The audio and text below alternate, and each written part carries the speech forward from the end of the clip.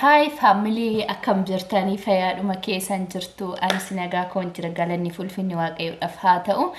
Egaa guyyaa har'aa kana viidiyoo torbaan darbe keessa hojjedhe yoo yaadattanii subscribe kiyya kuma torba nagashaayii challenge qabasiniin jedhee ture.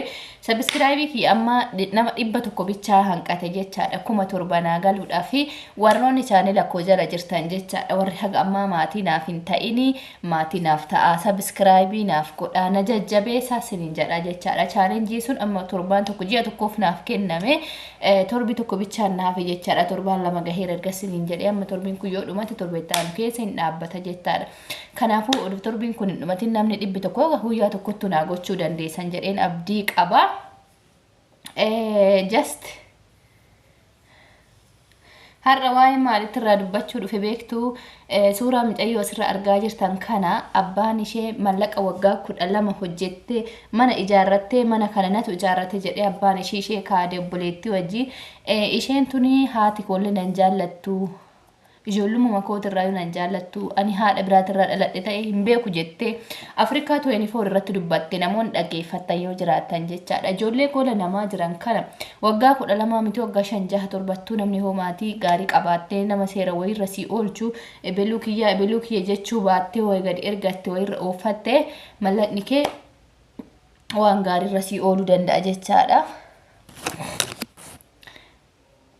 So wayirra si ooluu danda'a. Kanaafuu ijoolleen keenya gola namaa hojjetta maatii keessanillee hundiin amanamu bara kana keessa haadhaaf abbaa ofiituyyuu amanuun baay'ee kabbaarii ta'ee jira. Ijoolleen baay'een warra jaalalleetti mallaqa ergitanii boosan dhiisati kinoo haadhaaf abbaa ofiitu amanamuun yaaddoo keessa jirti bara kana.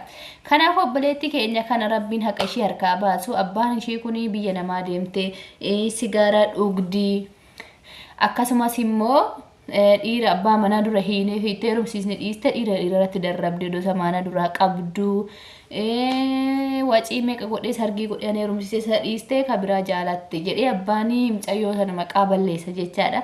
An viidiyoo hundallee dhaggeeffanne xiqqoo caqasee hagaan caqasee yaadarraa hubadhe sanitti ilaalchi sobaa xiqqoo kara maatii san jira jechaadha. Mucayyoon tun dafqa ishee dhabde haqa ishee dhabdee gola namaa gubatte ishiin kan gaafatte waan biraa isaan kanaas waan biraa jechaadha.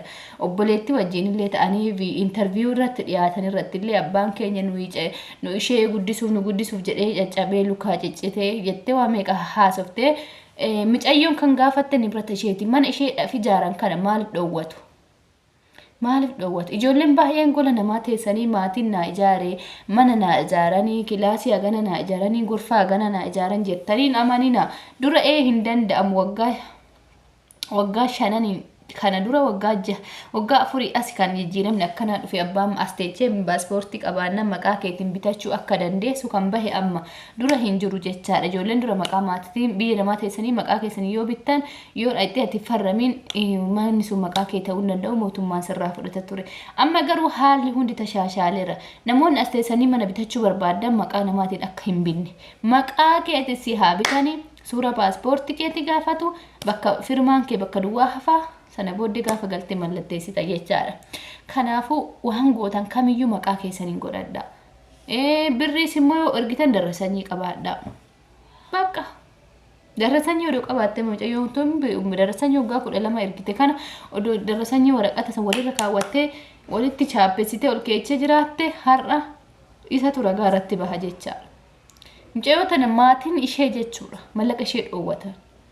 Nuti gola namaatitti kan caccabnuuf gola namaatitti kan bifa lama baafnuuf gola namaatti kan gosa nama lama taanuuf of jijjiirraa mataa keenya jijjiirraa hojjennee guddamnee nu darbitee gallee maatii keenya faana jiraachuu odoo hawwiin osoo gosa keenya dharraan osoo namoota du'an dhanneen awwaaliin osoo asteenyee garaan nu gubatu osoo hirmiin baafatin hirmii namoota du'an meeqa dhabnee asteenyee obsinu boru itti guddanna boru itti jijjiiramna boru itti boqanna jenneeti gaafa asteenyee waggaa ganaa hojjennee Itoophiyaa gallee ati homaa keessa hin qabdu sin umaan qabdu natu ijaarrate maatii siin jedhee abdii si kutachiisu maaltu sitti dhaga'amame odoo si ta'e ani gorsa isinii kaa shamarran gola madaami jirtan hundi keessan isin hundi ilaallata. Paaspoortii keessanii maqaa mana mataa keessaniin bitadha abadan. Maqaa haadha keetii, maqaa obboleessa keetii, maqaa abbaa keetii keessattuu maqaa obboleessatiin hin bitina. Maqaa haadhatiin illee hin bitatina. Maqaa abbaa keessaniitiin illee hin bitatina. Abbaan hunda simite abbaan badaanis gaariinis jira. Abbaan tokko tokko ilma isaatiif sirriitti yaada. Abbaa tokko tokkotu jira kan hin yaadne jechaadha. Kanaaf shamarran keenya tasgabbaa'ati yaada. Erga waan darbe baatanii miidiyaa irratti himachuu, baatanii miidiyaa irratti boo'uu, maatii keessaniin illee wal dhabuu, wanni gahuu hin dhufne dursitanii birrii teessan akkaawuntii teessan irratti buufadha. Warra akkaawuntii qabda, warra akkaawuntii hin qabne immoo asuma darasanii ittiin ergitan walitti qabadha. Walitti qabadhaan gatiin hafaa darasanii ittiin birriin diime riisiitii san hin gatina. Riisiitii san yoo qabaattan abbaa feetan mukatti naxxanii irraa fudhattu. Yoo kanan ta'in ati boosee dhiiftee miidiyaarra wal baaftanii intalli belu akkas goote jedhanii sirraa haasawuu ajandaa si godhachuu malee namni si nahu tokko hin jiru. Kanuma dhugaan jirtullee walitti himna.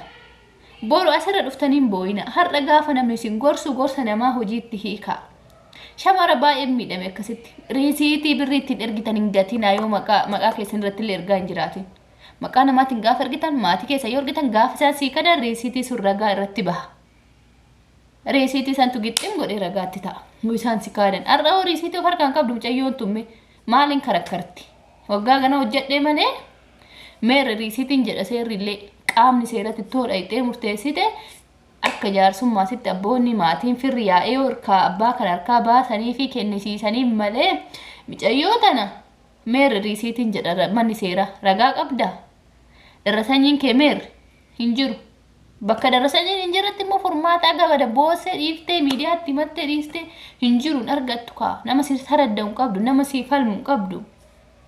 Ati mormachuudhaaf waan tokko riisiitii ragaa si barbaachisa. Yeroon ammaa immoo teekinooloojiin ammaa ragaa waan hin qabne tokko maqaballeessidhaan yakkaan gaafatamti yoo mashiinu. Ragaa barbaachisa. Yinoo isaan shamaddadan. Achi deemtee ijoolleen biyya arabaa deemtee amantii jijjiirtee abbaan kun jechuudha nama guddaa ta'e qeesii ta'e tajaajila amantaa ta'e nama cubbuu sodaatu ta'uu qaba silaa.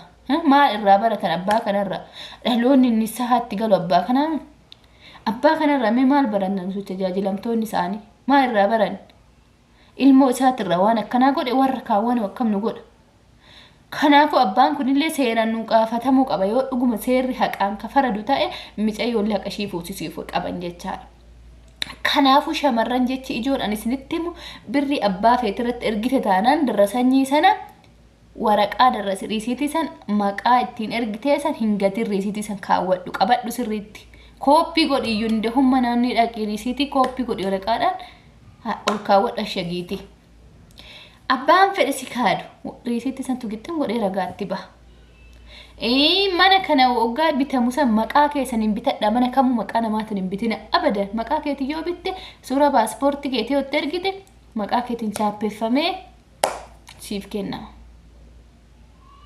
Maqaa keetiin chaappeffamee siif kennama riisiitiin. Maaliif paaspoortii keetii yoo bitame abbaan fedhe yoo si karakkate si malee namni mana san gurguruu danda'u hin jiru, si malee namni mana san sochoosuu danda'u hin jiru.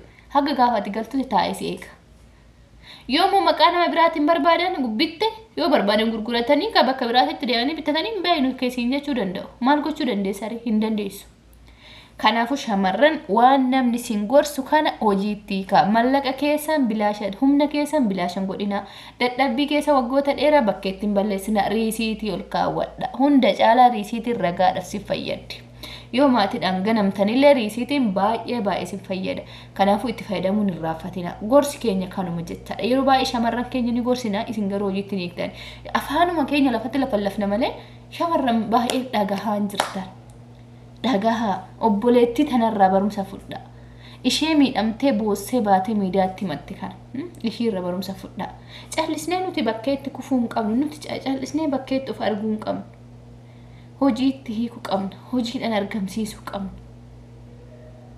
Kanaafuu shamarran keenya waa siniin jedheef kanumaa fi shamarran kana baay'ee miidhamna. Osoo akka hojjennuti waggaa 10 waggaa 12 waggaa 13 waggaa 14 waggaa 15 kan jiru waggaa 17 jiru jira. Kana kan jirru osoo akka hojjenneeti fooqiin Finfinnee sun kan shamarran gola madaamiti garuu nama hin qabnu. Hin hojjenna malee birrii keenya nama irra nu godhu hin qabnu. Nama ham jedhee nu nyaachuu fiigu malee maatii keessa ta'ee fira kee ta'ee obboleessa kee ta'ee haadha abbaa kee ta'ee hiriyaa kee ta'ee abbaa manaa kee ta'ee obboleetti kee ta'ee nama qocamu kan nama si godhu malee nama irra si oolchu hin jiru. Hin jiru laal dhagayeeti. Ati dhagee qibamiin gola madaamii har'a bakka jirtu of bari. Eenyuun amanii mataa keetiin alatti birrii ergite taanaan yoom akkaawuntii qabaatti akkaawuntii kee irratti ergadhuuti waggaa lamaan kee gaafatte galii lafa bitadhu deebii lammaffaa hojjetadhu galii immoo ofii keetii irratti irra jaaradhu carraa akkasii qabaatti warri carraa akkasii hin qabne garuu maqaa namaatiin gaafa ergita waggaa 10 waggaa 5 haga feetes teettee ergite taanaan riisiitii san qabadhu.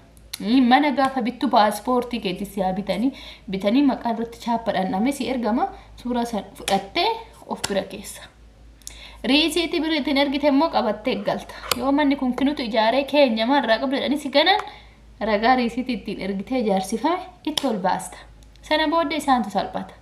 Kanumaafuu waan dhaggeeffataniif galatooma waan kana hojiitti hiikaa. Eenyuun amaninaa qimamuuchee.